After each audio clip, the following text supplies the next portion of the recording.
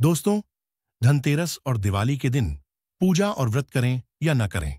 धनतेरस और दिवाली के दिन घर में कभी भी ऐसा खाना न बनाएं। पूरा घर और परिवार बर्बाद हो जाएगा। साथ ही जानिए धनतेरस और दिवाली के दिन क्या खाना चाहिए ताकि भगवान धनवंतरी की कृपा आप पर जीवन भर बनी रहे, माता लक्ष्मी जी की अपार कृपा आपको प्राप्त हो।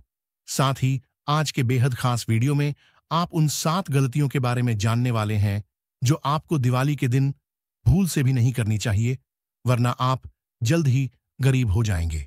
आप देखेंगे दोस्तों, धनतेरस का महापर्व भगवान धनवंतरी को समर्पित है और दिवाली का महापर्व माता लक्ष्मी और भगवान गणेश को समर्पित है।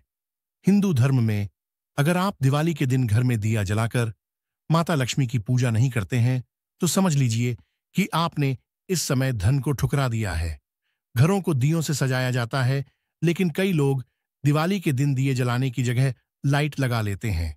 लेकिन दोस्तों, आपको बता दें कि दिवाली के दिन आप चाहे जितनी भी लाइट लगा लें, लेकिन कम से कम 5 दिए जरूर जलाएं। अगर आप चाहेंगे तो आपके घर में माता लक्ष्मी कभी नहीं आएंगी। भक्तों, सबसे पहले ये जान लें कि धनतेरस दिवाली कब है। इस साल यानी साल 2024 में धनतेरस की तिथि 29 अक्टूबर मंगलवार को सुबह 10:03 पर शुरू होगी और 30 अक्टूबर को दोपहर 1:04 पर खत्म होगी। ऐसे में उदया तिथि के हिसाब से धनतेरस का त्योहार 29 अक्टूबर 2024 को मनाया जाएगा, क्योंकि दिवाली हमेशा कार्तिक अमावस्या की रात्रि में मनाई जाती है। इसलिए इस दिन रात्रि का मुहूर्त ही उपयुक्त माना जाता है, यानी दीपोत्सव हमेशा रात्रि में ही मनाया जाता है। दिवाली के त्योहार में अमावस्या का रात्रि में होना बहुत जरूरी है। अमावस्या तिथि 1 नवंबर की रात्रि को समाप्त हो जाएगी और साथ ही इसमें उदया तिथि को मान्यता नहीं दी जाती, इसलिए इस साल दिवाली 31 अक्टूबर को मनाई जाएगी। आपकी जानकारी के लिए बता दें, इस कारण से आपको बता दें कि धनतेरस के दिन यदि मात्र रुपये का धनिया लाकर गमले में लगाया जाए तो यह बहुत ही शुभ और मंगलकारी माना जाता है। इससे आपके जीवन में भगवान धनवंतरी की कृपा प्राप्त होगी, क्योंकि धनिया को भगवान धनवंतरी का प्रतीक माना जाता है। उगाए गए धनिये को पूरे परिवार को खाना चाहिए। इससे जीवन में कभी भी धन की कमी नहीं हो सकती है। जैसे ही आप यह हरा धनिया खाएंगे, आपके घर में खुशहाली आएगी। लेकिन याद रहे कि धनिया तीसरे दिन धन लेकर आया था और गमले में उगा धनिया। आपको इसे कभी किसी दूसरे व्यक्ति को नहीं देना चाहिए। घर के हर सदस्य को इसे खाना चाहिए। धनिया केवल रुपये का होता है। आपको इसे खासकर धनतेरस पर जरूर करना चाहिए। घर में धनिया उगाना और लाना आपके भाग्य के दरवाजे खोलता है। दोस्तों, धनतेरस पर हम भी इसे आपके घर लाते हैं। इसे बहुत शुभ माना जाता है। भक्तों, आगे बढ़ने से पहले हम आपसे अनुरोध करते हैं कि वीडियो को लाइक करें, अपने दोस्तों के साथ साझा करें और कमेंट बॉक्स में जय मम लक्ष्मी लिखें, ताकि देवी लक्ष्मी की कृपा प्राप्त हो। हमेशा आप और आपके परिवार के साथ रहो। भक्तों, क्या आप जानते हैं कि धनतेरस और दिवाली पर आपको कौन सी चीजें जरूर खानी चाहिए? साथ ही कुछ चीजें ऐसी भी हैं जिन्हें धनतेरस और दिवाली पर घर में नहीं बनाना चाहिए। आइए जानते हैं उनके बारे में।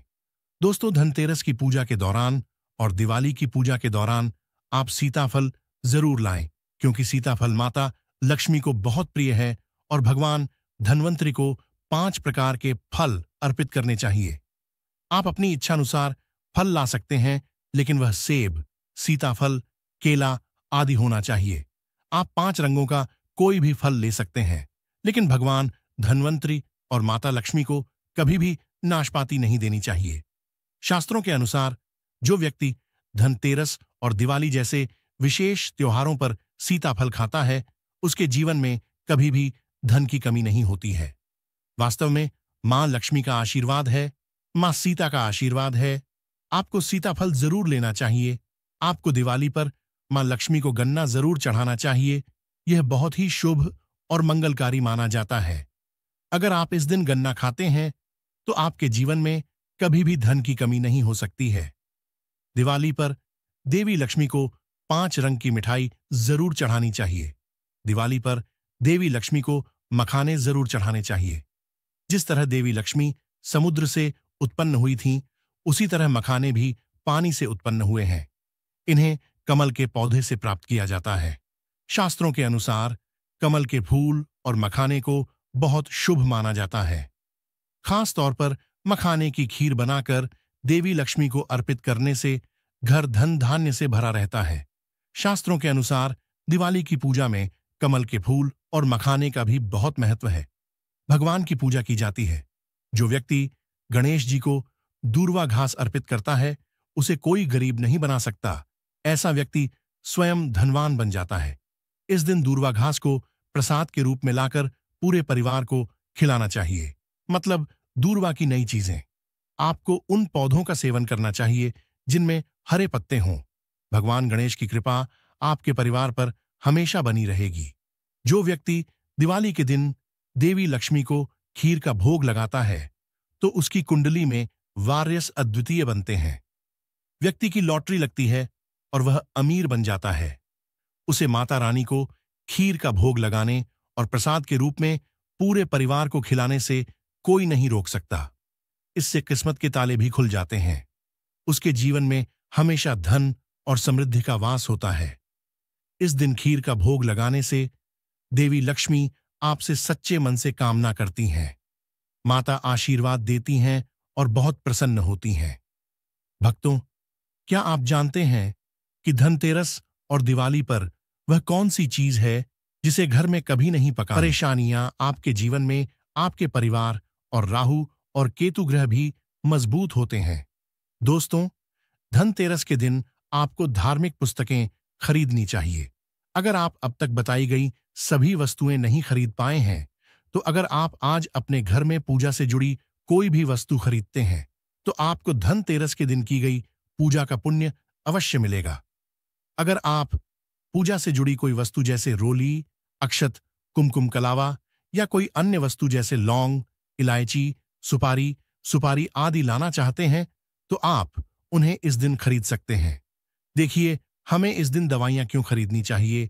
क्योंकि दवाइयां हमें स्वस्थ शरीर प्रदान करती हैं, जो हमें हमेशा निरोगी रखने का काम करता है। इसलिए ऐसा माना जाता है कि धनतेरस के इस दिन, क्योंकि धन्वंतरी महाराज जो समुद्र मंथन से उत्पन्न हुए थे और अमृत का कलश लेकर पैदा हुए थे, वह देवताओं के चिकित्सक हैं और हम सब उनकी पूजा करते हैं। हम सब उनकी पूजा करते हैं। उनकी पूजा के कारण ही हमें वेदों का ज्ञान प्राप्त होता है। इसलिए इस दिन कालाबाज हो, घोड़बाज हो या शंकर जटा हो, सर्व औषधि नाम की एक औषधि होती है। आप इसे घर में खरीद सकते हैं। इसे आप घर में खरीदकर अपने घर में स्थापित कर सकते हैं या धन्वंतरी महाराज को समर्पित कर सकते हैं।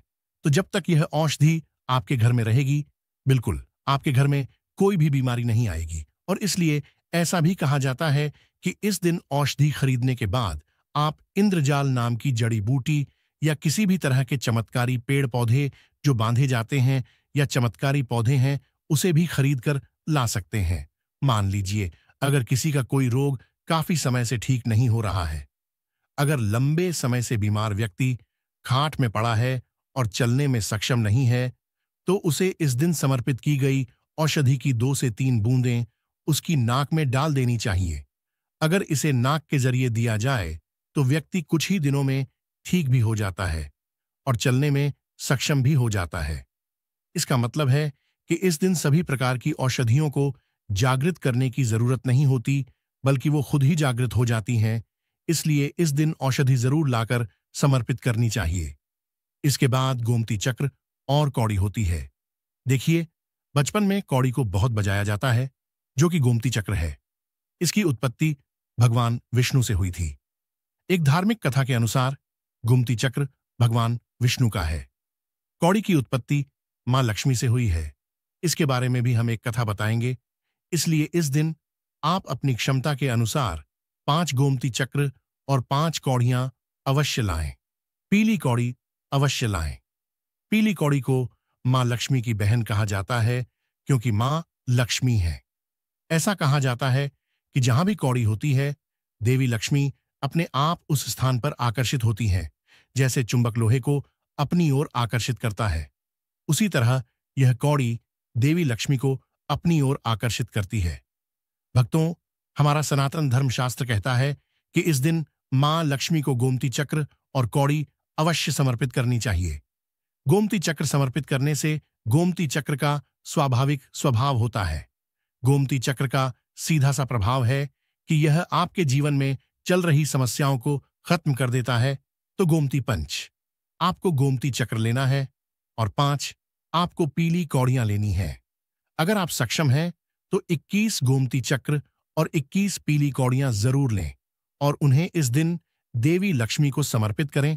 या अगर घर में किसी बच्चे को बुरी नजर लगी हुई है या घर में किसी बच्चे को जल्दी नजर लग जाती है तो यह काम जरूर करें। इस दिन गोमती चक्र को लाल कपड़े में बांधें और इसे किसी छोटे बच्चे को पहनाएं जिसे नजर लग जाती है। उसे आजीवन नजर की लक्ष्मी की सकारात्मकता आती है। अगर इसे देवी लक्ष्मी का रूप कहा जाता है तो आपको धनतेरस के दिन झाड़ू के 2 जोड़े खरीदने चाहिए। आपको झाड़ू को जोड़े के रूप में लाना चाहिए और उन्हें लाकर जैसे आप माता लक्ष्मी की पूजा करते हैं, ठीक उसी तरह आपको झाड़ू की भी पूजा करनी है। और इसके साथ ही आपको प्रार्थना करनी है कि हे माँ लक्ष्मी, आपकी कृपा से पूरे साल हमारे घर में पैसों की कमी ना हो। हमें इस प्रकार प्रार्थना करनी है। आपको झाड़ू को माँ लक्ष्मी का रूप मानना है। इसके बाद